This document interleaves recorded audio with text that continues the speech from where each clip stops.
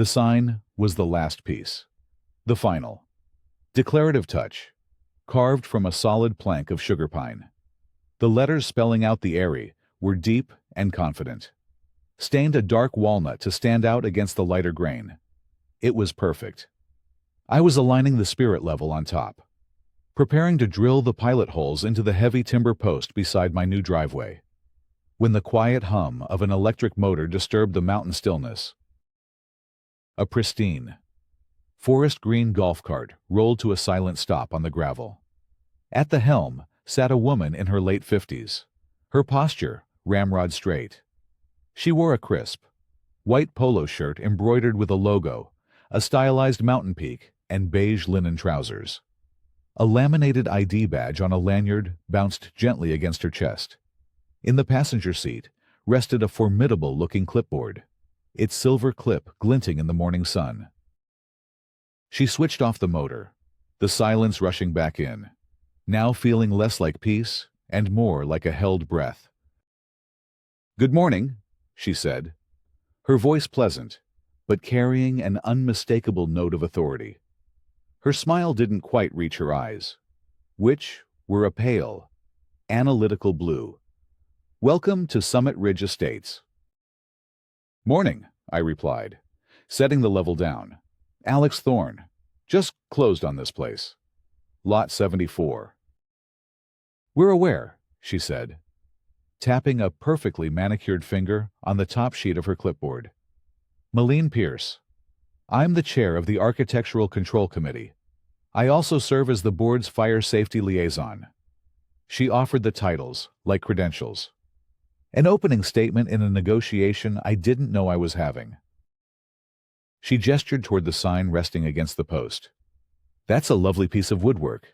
Custom." "It is," I said, a flicker of pride warming my chest. "Had a friend of mine carve it." "I see." She made a small, neat checkmark on her paper.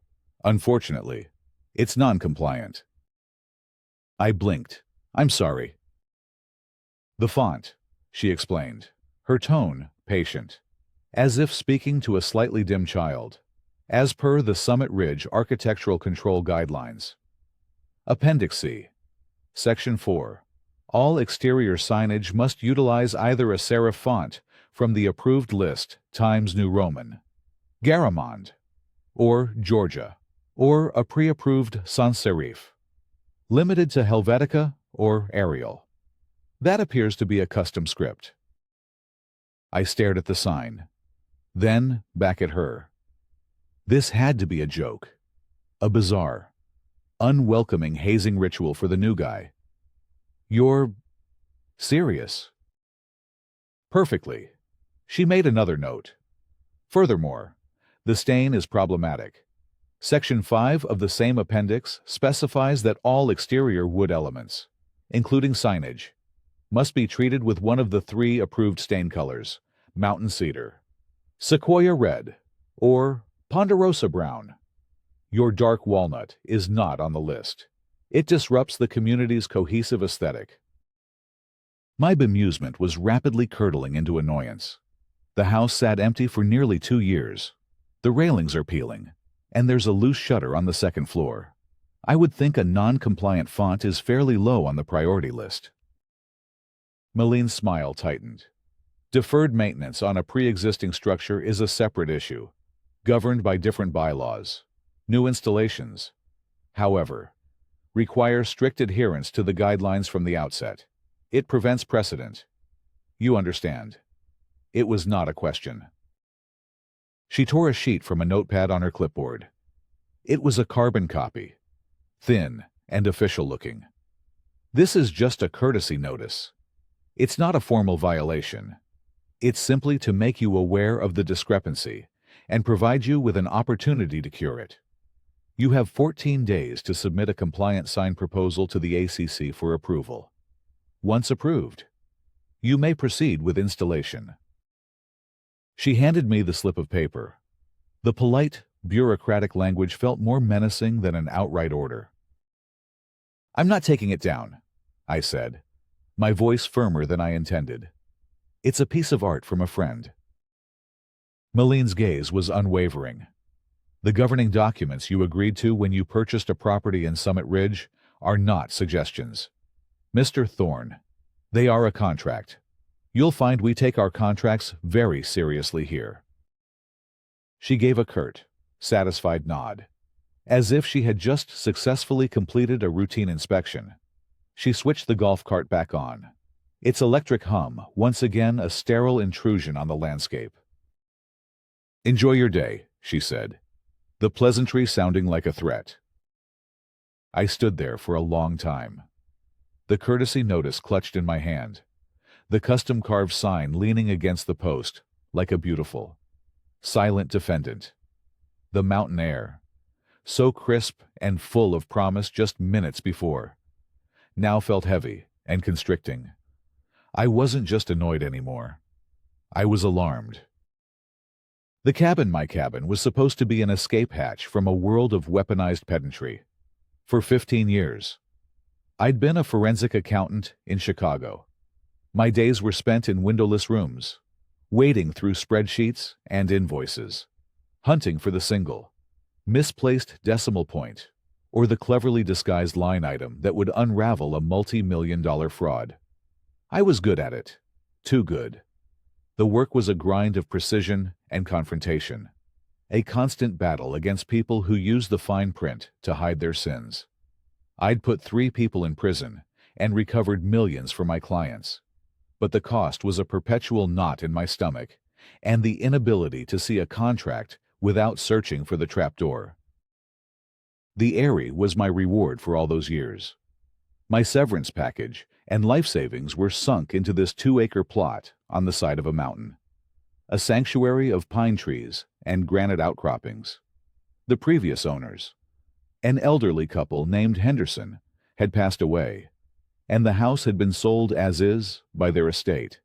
It needed work, but the bones were good, and the view from the deck was a panoramic masterpiece that shifted with the light of the day. This was where I would finally decompress, where the only rules would be the laws of nature. Or so I'd thought. That evening, I sat at the dusty dining table, a bottle of beer sweating onto the wood, and dialed my sister, Sarah, on a video call. Her face popped up on my laptop screen, framed by the cheerful yellow walls of her suburban kitchen. "Look at you! The mountain man," she greeted me. "How's the air up there?" "Clean, cold, and apparently heavily regulated," I said, holding up the courtesy notice to the camera. She squinted, reading it. A font violation. "Are you kidding me? Who has time for that?" Maline Pierce, chair of the Architectural Control Committee, I said, the title leaving a bitter taste. She patrols the neighborhood in a golf cart, armed with a clipboard of condescension. "Oh, you've met a Karen, the apex predator of the suburbs. Congratulations." This feels different, more organized. I turned the laptop to show her the massive, leather-bound tome on the table. This is the welcome packet, the covenants, conditions, and restrictions for Summit Ridge Estates. The document was nearly 300 pages long, a dense forest of legalese. I'd read it. Of course. My professional paranoia wouldn't allow me to sign a purchase agreement otherwise, but reading it in a lawyer's office in Chicago was different from living under its shadow. "I'm going back through it," I told Sarah.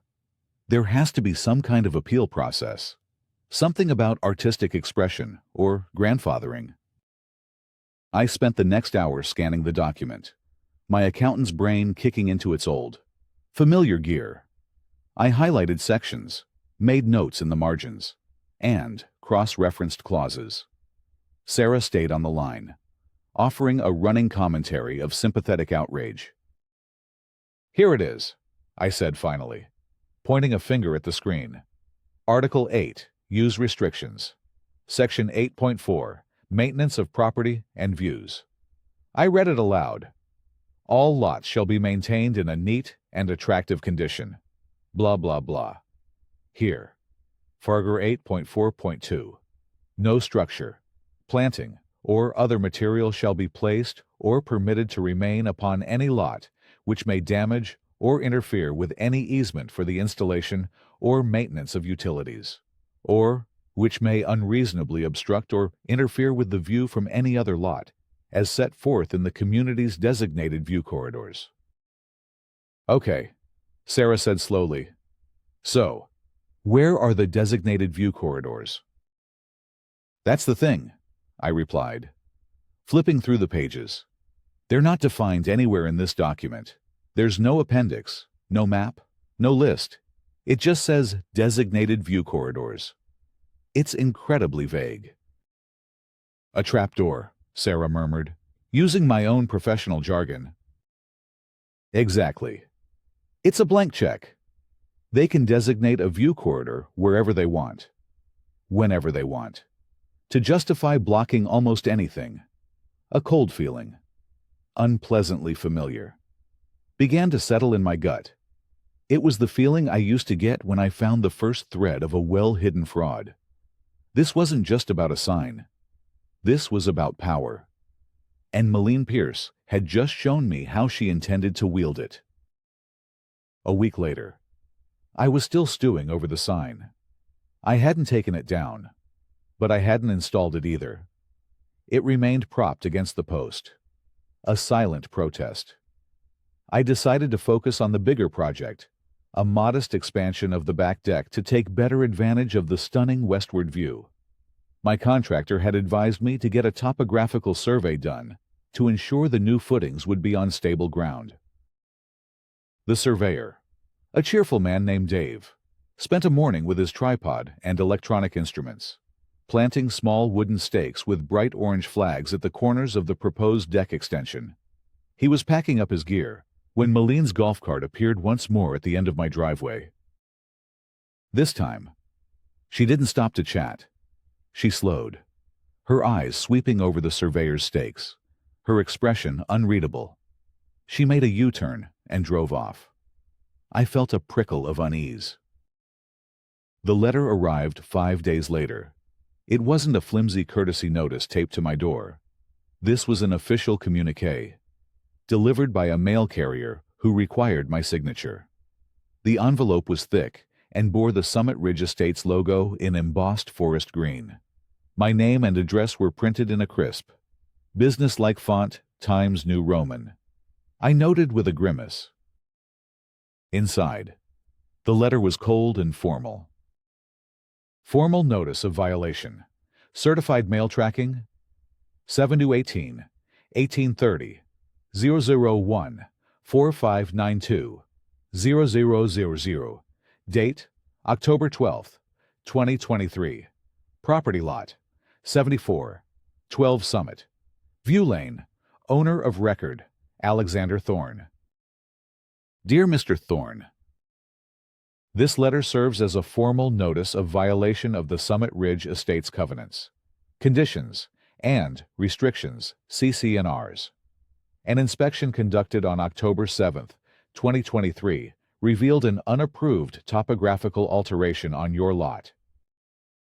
Specifically, the installation of survey stakes indicates the commencement of a construction project for which no application has been submitted to, nor approval granted by the Architectural Control Committee ACC, as required by Article 6 of the CC&Rs. Furthermore, this action constitutes a potential violation of Farger 8.4.2 Maintenance of Views, as the proposed construction appears to encroach upon a designated view corridor. Violation unapproved. Topographical alteration.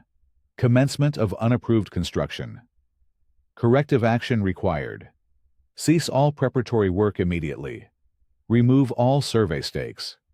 Submit a complete ACC application package for the proposed deck renovation, including certified architectural plans, materials list, and a site plan. Fine, in accordance with the association's duly adopted fine schedule. A fine of $100 is hereby levied. This fine will continue to accrue at a rate of $50 per day until the violation is cured. I read the letter twice, my hands trembling slightly. They were fining me for hiring a surveyor, for planning a renovation that hadn't even started. And there it was again, the vague, ominous reference to HOA 8.4.2 and the mysterious designated view corridor. This was no longer a petty squabble over a font. This was a direct, calculated attack. The courtesy notice had been the polite knock on the door. This was the battering ram. Malene wasn't just an overzealous volunteer. She was a predator who had scented weakness a new owner. Alone. Unfamiliar with the terrain. She was trying to make my ownership of this property untenable. To bury me in fines and procedure before I even had a chance to settle in. The knot in my stomach was back, tighter than ever. But this time, it was accompanied by a cold, familiar anger. The anger of an accountant who has just found the first fraudulent entry in a ledger. Malene Pierce had made a critical miscalculation. She thought she was dealing with a naive homeowner. She had no idea she had just declared war on a man who had spent his entire career dismantling systems exactly like the one she had built. The Architectural Control Committee met on the first Tuesday of every month in the Summit Ridge Community Clubhouse, a handsome log-and-stone building that smelled faintly of pine cleaner and old coffee. I arrived early, armed with a slim portfolio containing a copy of my property deed, the surveyor's report, and the section of the CC&Rs governing ACC submissions. I was determined to handle this calmly, to clear up what I still hoped was just an aggressive misunderstanding. The meeting room was small and airless. Malene sat at the head of a long table, flanked by two other board members, a nervous-looking man in his 60s named Mr. Abernathy, and a younger woman who seemed more interested in her phone than the proceedings. A handful of other homeowners were scattered in the audience chairs. When my lot number was called, I walked to the small lectern facing the committee. "Good evening," I began. "Alex Thorne, Lot 74. I'm here regarding the violation notice I received for unapproved topographical alteration." Malene looked up from her papers, her expression one of polite disinterest. "Yes, Mr. Thorne, the committee has reviewed the file.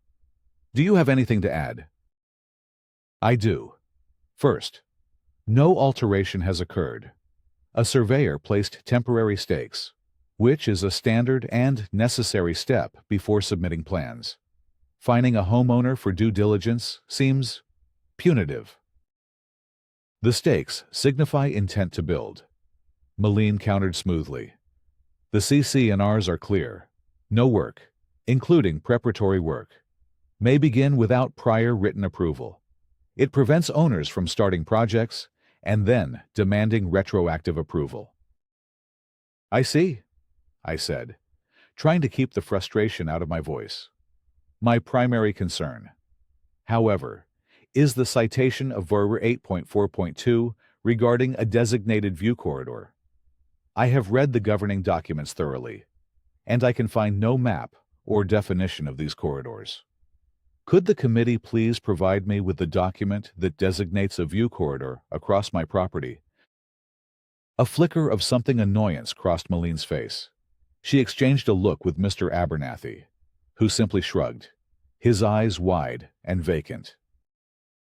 The designated corridors are a matter of long-standing community understanding and are recorded on the official HOA plat maps maintained by the committee, Malene said, her voice crisp. Your proposed deck extension would, in the committee's estimation, infringe upon the view from Lot 78. "Could I see that map?" I asked. "It's not a public-facing document," she said dismissively. "It's an internal reference for the ACC. We can provide you with a written description of the easement if you submit a formal request." The circular logic was infuriating. I was being fined for violating a rule based on a secret map I wasn't allowed to see. "So, to be clear," I said, letting a harder edge enter my tone. The committee is fining me based on a secret document and a subjective estimation of a future event. That doesn't sound like due process. That sounds like arbitrary enforcement. Maline's polite facade cracked. She sat up straighter, her blue eyes turning to ice. Mr. Thorne, this committee is composed of unpaid volunteers who dedicate their time to upholding the property values of this community, including yours. We are operating under the authority granted to us by the governing documents you agreed to. Your characterization of our process is both inaccurate and insulting. She turned to the other members. I move that the violation and the associated fines be upheld. All in favor. She raised her hand. Mr. Abernathy's hand shot up immediately, as if pulled by a string. The woman on her phone glanced up, seemed to register the situation, and hesitantly raised her hand as well. Motion carries, Maline declared, a thin, triumphant smile on her lips. The fines will continue to accrue until the violation is cured. Next on the agenda, the Wilson's fence stain application. I was dismissed, just like that. I stood at the lectern, my portfolio feeling flimsy and useless. The other homeowners in the room avoided my gaze. I had walked in hoping for a reasonable discussion and had been publicly humiliated. Shut down by procedural jargon and rubber-stamped by a board that clearly deferred to Maline's every whim. As I walked out of the clubhouse into the cold night air, the full weight of my situation hit me. This wasn't a misunderstanding. This was a system, and Maline Pierce was in complete control of it. I was isolated, outmaneuvered, and bleeding money $50 a day. My quiet mountain refuge had become a battlefield, and I had just lost the first major skirmish. Humiliation quickly gave way to resolve. My years as an accountant had taught me one crucial lesson. Every system has a paper trail, and every fraud leaves a smudge. The next morning, I began my counteroffensive not with anger, but with process. First, I sent a formal, notarized letter to the HOA's management company, officially requesting copies of all governing documents, the CC&Rs, the bylaws, the rules and regulations, the minutes from all board and ACC meetings for the past 2 years, and the current budget. By state law, they were required to provide them. Next, I decided to seek out local knowledge. If Maline had been running this playbook for a while, someone must have noticed. The name that came to mind was Harold Brennan. He lived a few lots down, in a modest, well-kept A-frame that he'd built himself in the 70s. He was one of the original homeowners, before Summit Ridge was a formal HOA, when it was just a collection of cabins on a mountain. I found him in his yard, meticulously deadheading his rose bushes. He was a small, wiry man in his late 70s, with kind, crinkling eyes and hands gnarled from a lifetime of work. I introduced myself and explained my situation. A wary look came over his face. Maline, he said, sighing as he snipped a withered bloom. She's thorough. Come on inside. His living room was a time capsule, filled with dusty books, framed photos of children and grandchildren, and the comforting smell of wood smoke and old paper. He listened patiently as I recounted the story of the sign, the surveyor, and the ACC meeting. He nodded slowly when I finished. It doesn't surprise me. She's gotten more and more proprietary over the years, especially about that Henderson place. My ears perked up. You knew the Hendersons. Oh, sure. Good people. Quiet. Kept to themselves. Harold said. They passed away about 2 years ago.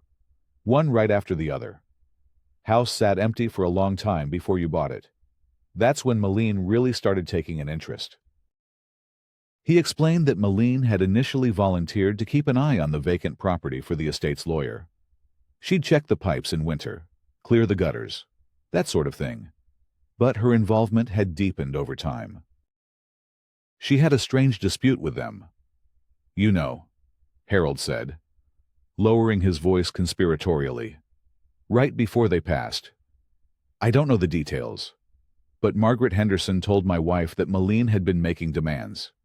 Something about the property line and that view."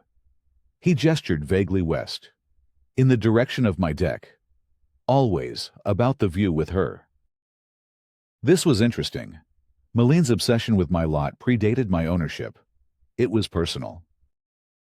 A few days later, a thick manila envelope arrived from the management company containing the requested documents. I spent an entire weekend poring over them, highlighting and cross-referencing, just as I would with a corporate audit. The meeting minutes were the most revealing. Malene's name was everywhere, proposing rule changes, heading committees, seconding motions. She was the engine of the HOA. Then I found it. In the minutes from a board meeting held 18 months ago, there was a section about an easement proposal, but the details were completely obscured. Several paragraphs were redacted, covered by thick black marker, as if censoring a classified government document. The only legible parts were the motion's introduction. Malene Pierce proposes the formal designation of view corridor easements as per attached map, and the final vote tally, motion fails 2-3. Her proposal to create the very easement she was now using against me had been voted down. My heart started to pound. This was the smudge. This was the trace of ink where it shouldn't be. She wasn't enforcing an existing rule. She was enforcing a rule she had failed to pass, pretending it was official. I knew my next step. I couldn't fight Malene's system from the inside anymore. I needed to go outside, to the source of all property truth, the county. The county recorder's office was a sterile, beige room in the basement of the county courthouse. It smelled of aging paper and floor wax. Behind a long counter, a clerk with a world-weary expression directed me to a public access computer. My goal was simple: to find the official, legally recorded documents for Lot 74 Summit Ridge Estates. After 20 minutes of navigating the clunky interface, I found it: the official plat map for our subdivision, filed and certified by the county surveyor in 1988. I paid the $10 fee for a high-resolution, certified copy. On the screen, the map was a web of precise black lines and numbers, defining every lot, every road, every utility easement. I zoomed in on my property. Lot 74. I traced its boundaries, my eyes scanning for any notation, any dashed line or text box that would indicate a view corridor easement. There was nothing. The only easements marked were for public utilities, water, sewer, electric running along the road at the front of the property, the back of my lot, where my deck was, where the supposed view corridor lay, was completely unencumbered. The clerk, a woman named Carol with a helpful demeanor, came over as I was printing the document. "Working on a project?" she asked. "Something like that," I said, dealing with my HOA. "They claim there's an easement on my property that isn't showing up here." Carol let out a short, cynical laugh. "Ah, an HOA map. Let me guess. It's a special one, just for them. They called it an internal reference." "That's what they all call it," she said, leaning against the counter. "Good thing you got the official copy, the one that matters in a court of law. Some of those HOA maps can be creative." Her words hung in the air. Creative. The pieces clicked into place with the force of a physical blow. The vague CC&R clause. Her refusal to show me the map at the meeting. The redacted minutes showing her failed attempt to create the easement legally. She hadn't just misinterpreted the rules. She had invented them. I needed proof. I needed her map. That evening, I hired Miss Deaver. She was a semi-retired local paralegal Harold had recommended.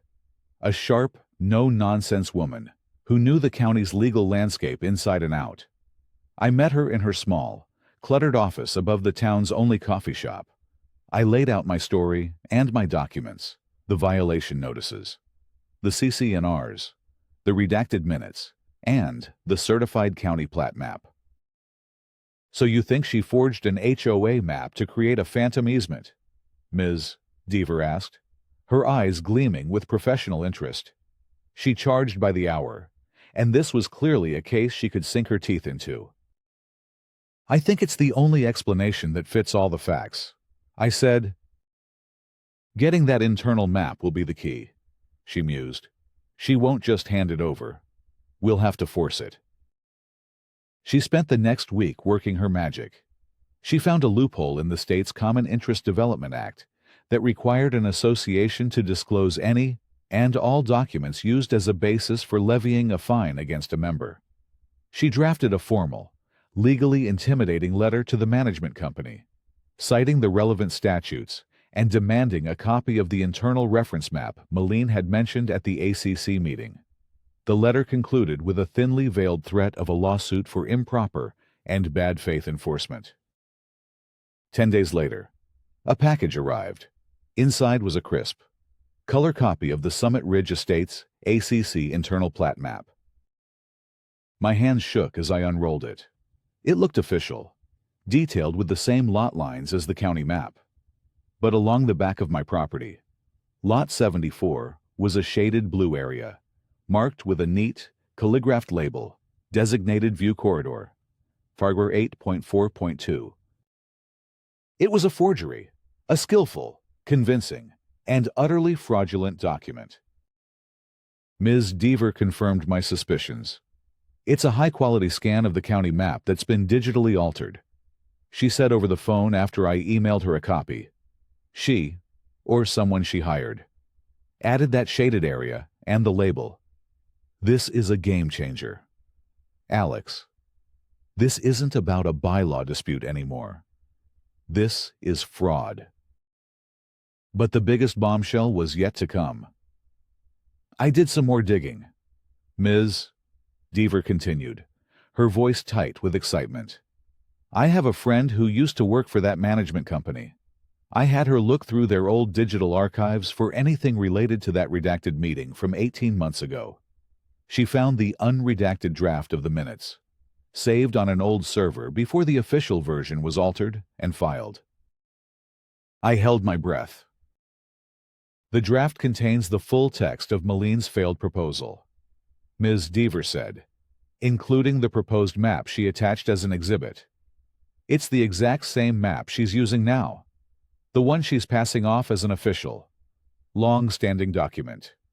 She tried to get it approved, failed, and then just decided to use it anyway, hoping no one would ever check. The cold weight in my gut dissolved, replaced by a surge of pure, unadulterated adrenaline. I had her. The paper trail was complete. The fraud was laid bare. This fight was no longer just about my deck. It was about exposing a lie that sat at the very heart of the community's governance. Armed with irrefutable proof of fraud, I felt a surge of confidence. The logical next step was to present my findings to the HOA's management company. They were the paid professionals, the supposedly neutral administrators. Surely, when faced with evidence of a board member fabricating official documents, they would act swiftly to correct the injustice. I scheduled a meeting with our property manager, a man named Gary, whose perpetually strained expression suggested his job consisted mainly of being yelled at. I laid everything out on his conference table in a neat, chronological sequence: the violation notices, the vague CC&R clause, the certified county map showing no easement, and finally, the two smoking guns: Moline's falsified HOA map and the unredacted minutes of the meeting where her proposal had been voted down. Gary stared at the documents, his face growing paler with each exhibit. He picked up the two maps, holding them side by side. He read the unredacted minutes, his lips moving silently. I could see the dawning horror in his eyes. "This is very serious," he stammered, avoiding my gaze. I'll have to present this to the board and our legal counsel." "There's nothing to present to the board," I said firmly. "Malene is the board. For all practical purposes, you have clear evidence of a committee chair fabricating documents to levy improper fines. Your duty as the management company is to declare those violations and fines null and void. Immediately." Gary fidgeted with a pen. "It's not that simple. We are contracted by the association. We take our direction from the board. I can't unilaterally override a decision made by the ACC." Even if the decision was based on fraud, I pressed. "Our protocol is to refer matters of this gravity to the board for review," he repeated, retreating into the safety of his procedural script. He was either deeply incompetent or complicit, more afraid of losing the HOA's contract than of doing the right thing. The meeting ended with a non-committal promise from Gary to look into it. 2 weeks passed. The daily fines continued to accumulate. My letters and calls to Gary went unanswered. I realized then that the system wasn't just being manipulated by Malene. It was designed to protect itself. The management company's path of least resistance was to back the board, right or wrong. It was during this frustrating limbo that Harold Brennan stopped by. He looked more worried than I'd ever seen him. "I heard you're preparing for a showdown," he said, sitting at my dining table. "A lot of folks are starting to whisper about what Malene's been doing. You have support. You know, quiet support." Then he leaned forward, his voice dropping. "But I have to warn you about something. Alex, if you go public with this at the annual meeting, you'll be aiming at Malene, but you might hit someone else. Old Mr. Abernathy." He was the nervous board member from the ACC meeting. "He's not well," Harold explained. "His wife passed a few years ago, and he's been slipping ever since. He's on the board because it gives him something to do, a sense of purpose, but he doesn't really follow what's going on. Malene just tells him where to sign, what to vote for. She's been his friend, takes him his groceries sometimes. He trusts her completely. If you stand up there and accuse the entire board of fraud, it will destroy him. He won't understand it. The public humiliation would be cruel." Harold's words landed like a lead weight. This was the secondary moral twist. The kind of complication that turns a clear-cut battle of good versus evil into a messy, human dilemma. Could I achieve justice for myself without shattering the life of a confused, innocent old man? "Find a way to stop her without ruining him," Harold pleaded. "He's a good man who's just in over his head." Before I could fully process this new challenge, the mail carrier arrived with another certified letter. My heart sank. I knew what it was before I even opened it. The letterhead was the same, the tone even colder. It was a notice of intent to file a lien. The total outstanding balance of my debt to the association, the initial fine plus 85 days of accruing penalties, had reached $4,350. The letter stated that if the full amount was not paid within 30 days, the association's attorneys would place a lien on my property. This was the nuclear option. A lien would cloud my title, make it impossible to sell or refinance, and was the first legal step toward foreclosure. They were trying to take my house. The threat was no longer procedural or financial. It was existential. Malene, with the full backing of the management company and the rubber stamp board, was using a fraudulent claim to threaten my ownership of the very ground I stood on. The time for quiet meetings and formal letters was over. The annual members' meeting was in 2 weeks. It was my only remaining forum. I had to end this, and I had to do it publicly. But Harold's warning echoed in my mind. I couldn't just drop a bomb. I had to be a surgeon. The Summit Ridge Estates annual members meeting was held in the clubhouse's main hall. The room was packed, 100 homeowners crammed into neat rows of folding chairs, drawn by the promise of free coffee, stale pastries, and the annual budget review. A large digital clock was projected onto the screen at the front, its red numerals glowing ominously. Beside it, the agenda listed the final item of the evening: homeowner, open forum, 5-minute limit per speaker. That was my slot. I sat in the back row, my portfolio resting on my lap. My heart hammered against my ribs, a frantic drumbeat against the dull murmur of the proceedings. The board sat at a long table facing the audience. Malene was there, looking poised and confident. Mr. Abernathy sat beside her, looking frail and occasionally confused. Gary, the property manager, sat at the end, shuffling papers and looking miserable. Finally, the board president announced the open forum. I was the first to the sign-up sheet. He called my name. Alex Thorne, Lot 74. A whisper went through the room. My dispute had become neighborhood gossip. I walked to the lectern, placed my laptop on it, and connected it to the projector. The clock on the screen was replaced by my desktop background, a serene photo of the view from my deck. Then, I began my presentation. The red countdown timer appeared in the corner of the screen, 5:00.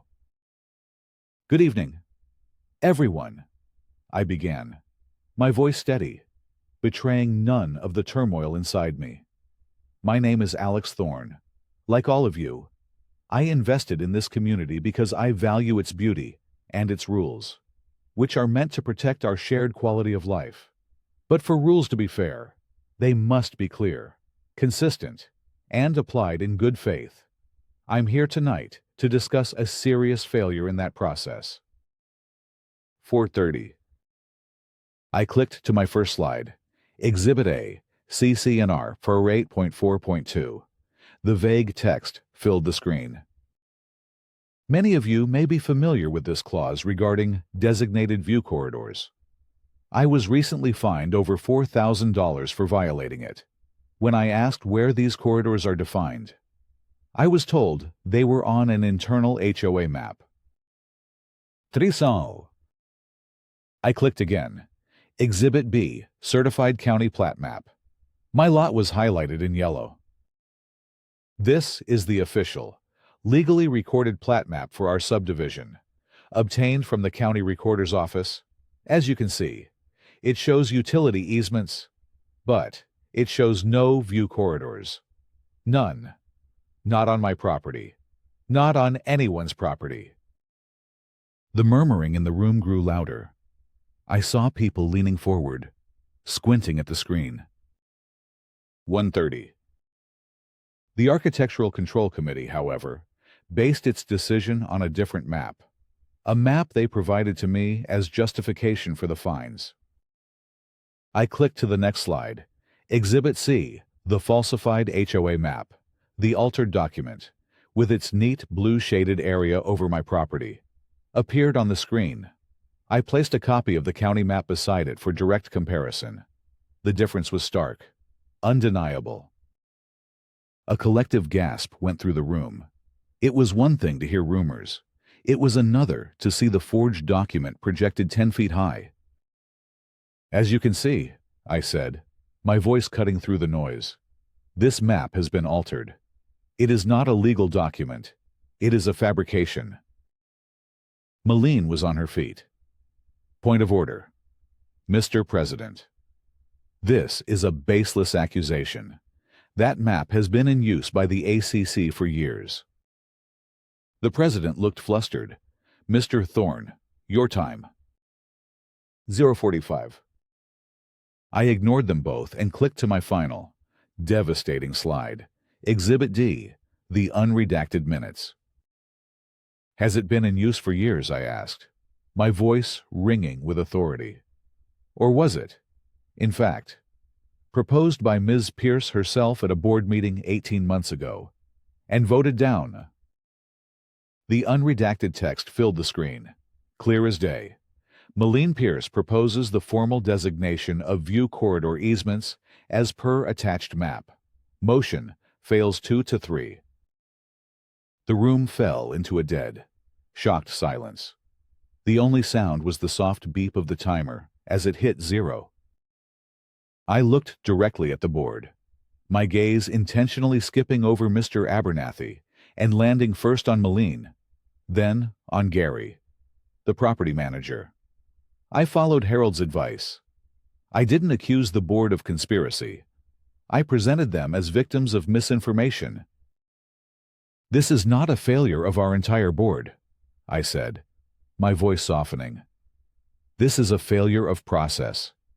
It is the result of one committee chair's extreme overreach and a management company's failure to perform basic due diligence by verifying the documents used to levy fines.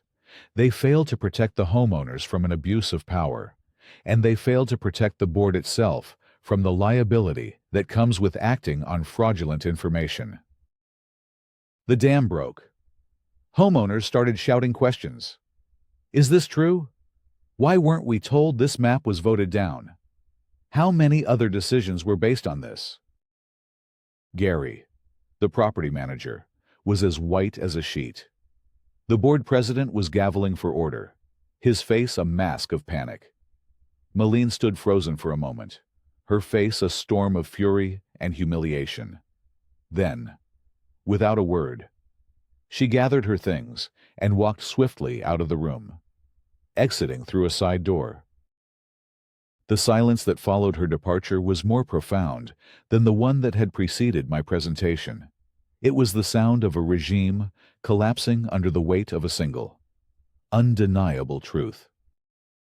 In the chaotic aftermath, the board president, looking utterly overwhelmed, called for an immediate 10-minute recess before quickly amending it to a motion to adjourn and convene an emergency executive session.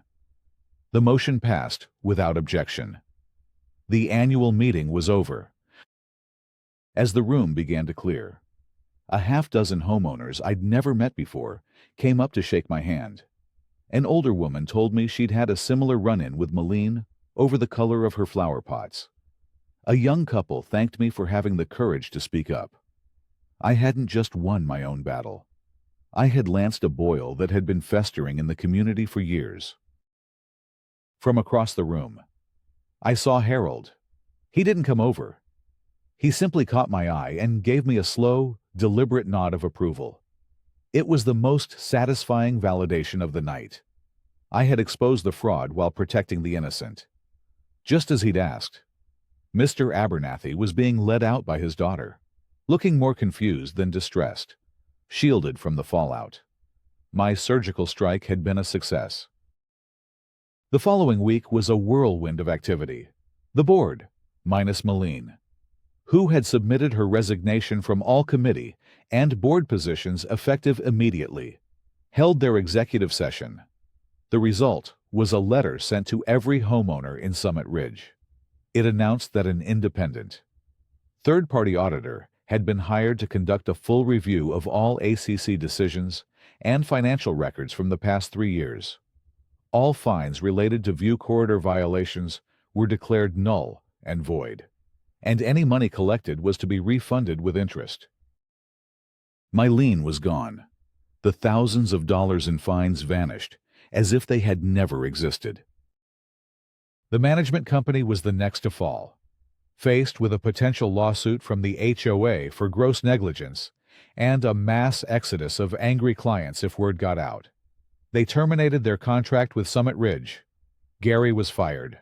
A new, more reputable management firm was brought in, with a mandate for transparency. The board president called me personally to apologize on behalf of the association. He asked if I would be willing to serve on a temporary task force to help draft a new set of bylaws focused on clear, transparent, and fair enforcement procedures. I agreed. My quiet mountain refuge had been threatened by a breakdown in order, and my forensic accountant's soul felt compelled to help restore it. Life began to settle into the peaceful rhythm I had craved. My deck renovation proceeded without a hitch. The final structure even more beautiful than I had imagined. The non-compliant sign, the Airy, now stood proudly at the entrance to my driveway, a monument to my hard-won victory. It had become a symbol of quiet defiance in the neighborhood. One crisp autumn afternoon, about a month after the meeting, I was driving back from town and took a different route home, one that passed the small, historic local cemetery. And I saw her, Malene Pierce. She was standing before a pair of simple, weathered headstones, her back to the road. Even from a distance, her posture was different, no longer ramrod straight with authority, but slumped, almost fragile. She placed a small, faded bouquet of wildflowers on the graves. For a moment, I saw not a bureaucratic tyrant, but a grieving woman. Then, she seemed to sense my car slowing. She turned, and our eyes met for a brief second across the wrought iron fence. The hostile mask snapped back into place. She turned her collar up against the wind and walked quickly away, disappearing among the old cedars. I drove on, but the image stayed with me. The headstones, I knew without having to look, belonged to the Hendersons. 6 months passed. The new bylaws were ratified. The new management company was efficient and fair. A sense of calm and trust had returned to Summit Ridge Estates. I was no longer just the new guy. I was Alex, the man who had fixed the system. My life at the Airy was everything I had hoped for. The mornings were spent drinking coffee on my new deck, watching hawks ride the thermal currents. The afternoons were for hiking the mountain trails that started just beyond my property line. The silence was broken only by the wind in the pines and the crackle of the fire in my hearth at night. One rainy Saturday, I decided to finally tackle the last vestige of the previous owners, a stack of old cardboard boxes left in the attic crawlspace.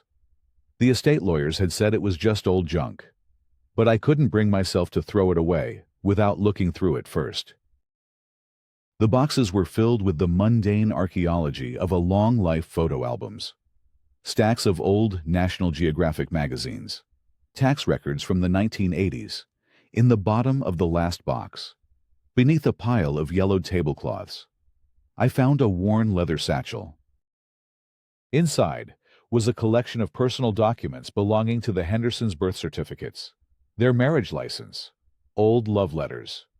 Tucked into a side pocket was a thick envelope containing a copy of their last will and testament, along with a bundle of correspondence from their lawyer. My curiosity got the better of me. I opened the will. It was simple and straightforward. Having no children of their own, they left their entire estate, including the house and a sizable investment portfolio, to a national conservation charity. Then I saw the letters. One, in particular, caught my eye. It was addressed not to the Hendersons, but from their lawyer to a Ms. Malene Pierce. It was dated just 3 weeks before Mr. Henderson passed away. My breath caught in my throat as I read, "Dear Ms. Pierce, I am writing to formally confirm our telephone conversation of last week. As per my client's final, irrevocable instructions, you have been explicitly written out of their will. Mr. and Mrs. Henderson were greatly distressed by your recent demands, including your insistence that they grant you a private view easement and your subsequent threats of legal action when they refused. They have instructed me to make it clear that their decision is a direct result of what they perceive as your years of entitlement and harassment regarding their property, which they had always intended to bequeath to you. Your recent actions have convinced them that you do not share their respect for the land and would not be a worthy steward of their home. They wish you well, but consider the matter closed. All future correspondence should be directed to my office." I sat back on the dusty attic floor, the letter trembling in my hand. It all made sense now. The obsession with my specific lot, The irrational focus on the view. The personal, vindictive nature of her campaign against me. Malene Pierce was the Hendersons' estranged niece. This house, the Airy, was supposed to have been hers. It was her inheritance. The one thing she felt was rightfully hers. And her own greed and bitterness had cost her everything. When she was disinherited, she didn't give up. She simply changed tactics. She couldn't own the property, so she sought to control it. She weaponized the HOA, inventing rules and forging documents to exert power over the one place that symbolized her family's ultimate rejection. My arrival was an intolerable intrusion. The final insult. I was the stranger living in her house. Her entire scheme, the fabricated easement, the procedural harassment, the fraudulent fines, wasn't about community standards or property values. It was a bitter, personal, and deeply pathetic attempt to reclaim a home she had already lost. I folded the letter and placed it back in the satchel. A wave of something akin to pity washed over me. A strange, sad counterpoint to the triumph I had felt for months. She was a fraud and a bully. But she was also just a woman broken by resentment, haunted by a ghost of what might have been. I closed the box and pushed it back into the corner of the attic. The secret of her motive would stay here, buried with the rest of the Hendersons' quiet life. My victory didn't need to be absolute. Justice had been served. The community was healed, and I had my peace. That was enough. I went back downstairs, leaving the ghosts of the past to rest in the darkness.